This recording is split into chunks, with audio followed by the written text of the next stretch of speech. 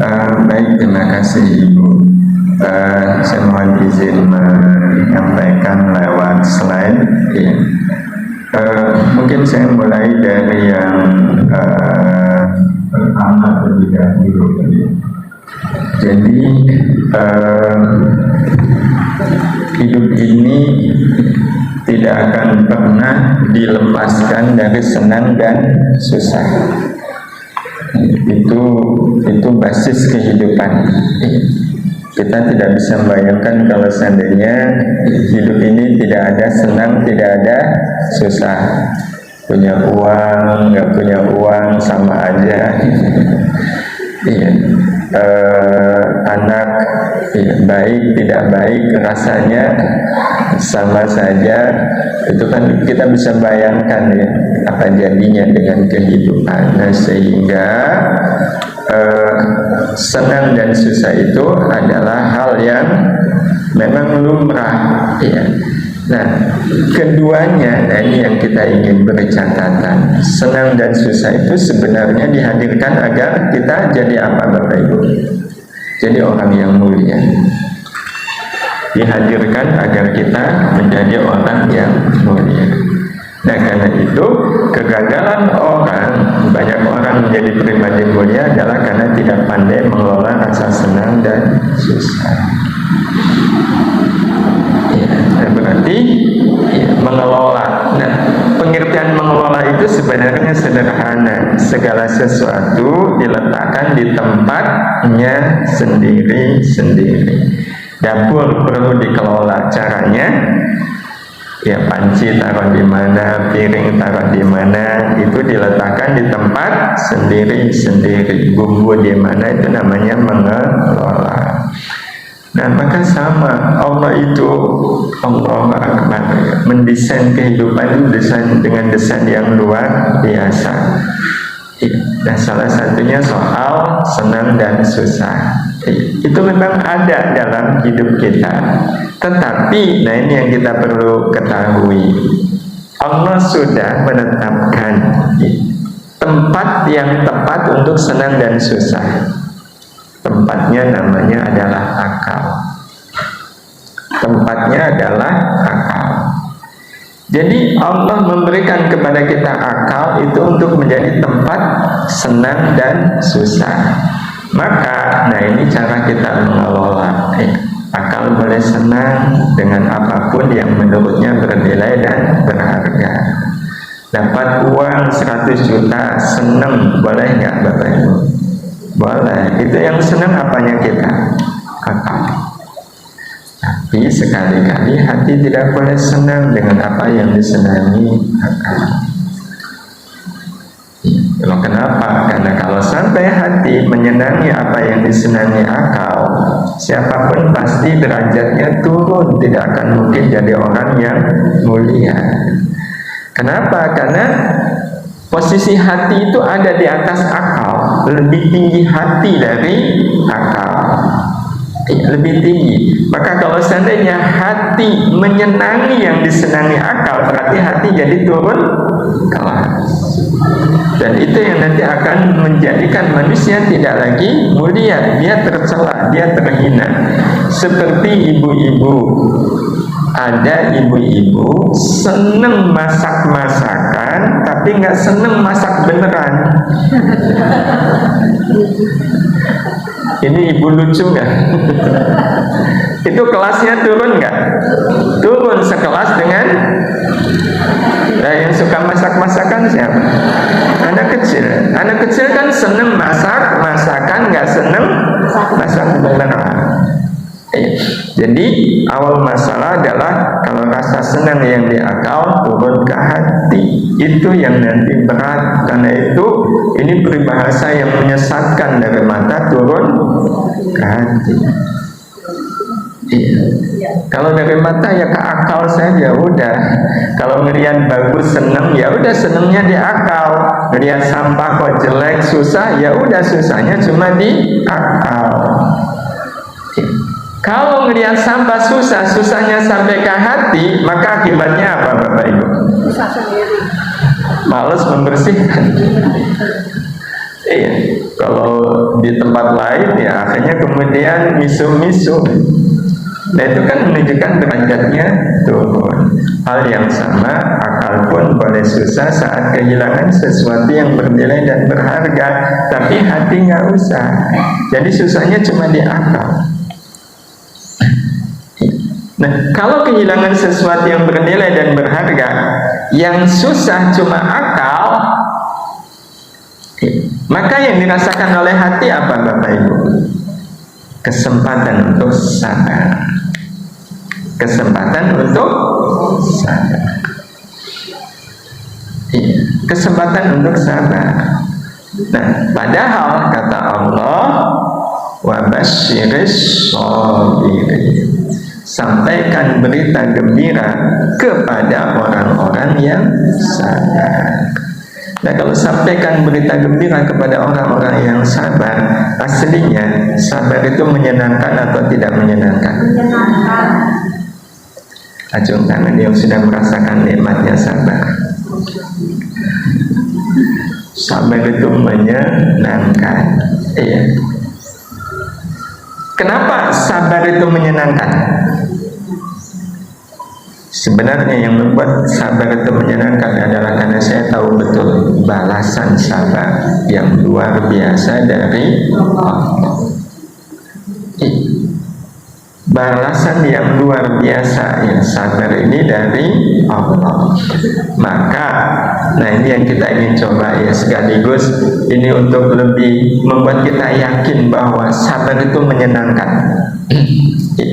Sabar itu akan membuat hidup manusia sama sekali nggak tertekan. Tidak ada yang bisa menekan hati orang yang betul-betul sudah sabar. Enggak. Sepahit apapun hidup orang yang sabar, pahit itu rasanya manis. Dia tidak lagi ada rasa takut dengan segala yang menyakitkan, segala hal yang menyinggung perasaan. Itu tidak akan mungkin ada pada orang yang hatinya sabar. Nah, cuma ini dia masalahnya. Selama ini kita kalau sabar di akal atau di hati? Padahal sabar harusnya di mana? Di hati. Iya. Bukti, ini bukti Bapak Ibu yang dirahmati Allah. Tapi mohon maaf kalau ini gambarnya agak nggak enak ya. Ada istri punya suami begini, galak, suka marah, ya, menyakiti, menghina. Kira-kira si istri ini hidupnya tertekan nggak? Iya, banget. Nah, sampai kemudian ibu mertuanya tahu. Dan kemudian ibu mertuanya bilang, "Duh, ibu prihatin dengan keadaanmu. Ibu juga gak menyangka kalau suamimu, anak ibu, kok berlaku seperti itu kepadamu. Tapi ibu sudah bilang ke suamimu, kamu itu punya istri yang baik. Harusnya kamu bersyukur. Ibu heran kenapa kamu kok bersikap seperti itu kepada istrimu.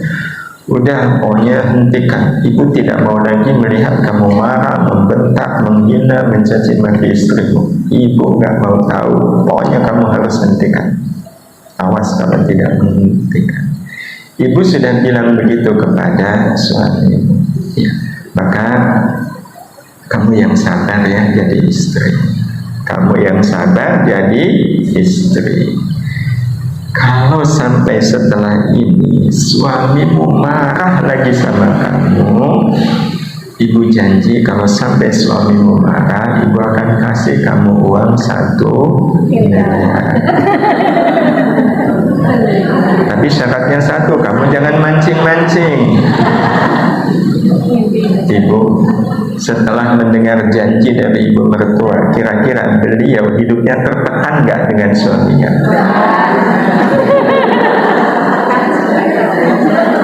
Kenapa kok tiba-tiba berubah? Karena ada janji dari ibu mertua. Jadi ketika setelah mendengar janji dari ibu mertua, ketemu dengan suaminya, itu hatinya tertekan atau lapang? Ada beban nggak? Ada beban? Enggak. Pokoknya saya jalani dengan sabar. Ya. Kenapa nggak ada beban? Karena sudah mendengar janji satu. Ibu, sebelum ibu mertua janji sama si istri ini, sebenarnya Allah sudah janji belum? Sudah. Apa janji Allah di Az-Zumar ayat 10?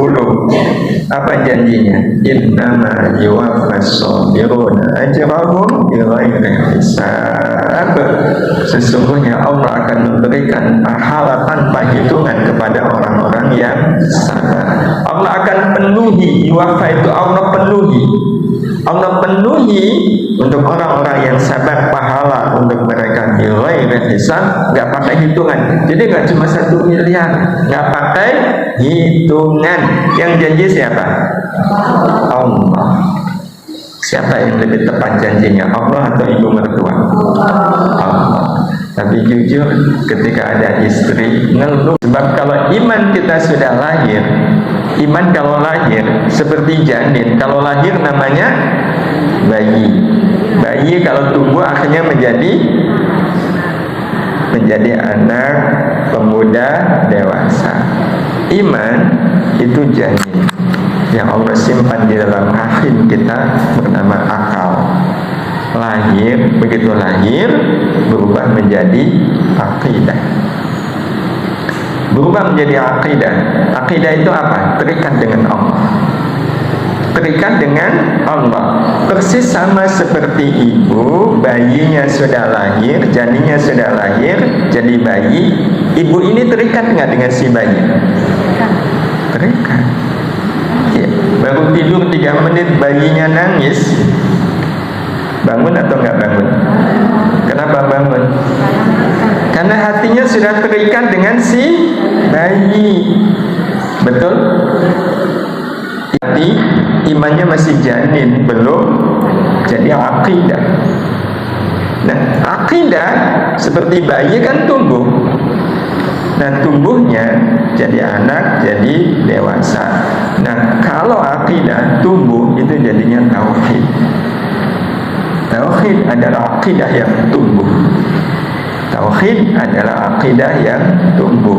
Dan sebagaimana manusia tumbuhnya akhirnya ada bentuk maksimalnya enggak?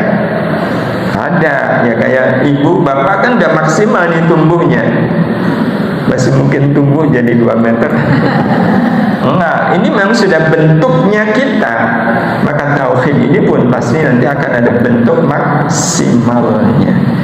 Tauhid adalah akidah yang tumbuh. Jadi kalau orang akidah tapi nggak tumbuh, itu seperti bayi, maaf, seperti orang usia 30 tahun tapi wajahnya masih wajah bayi.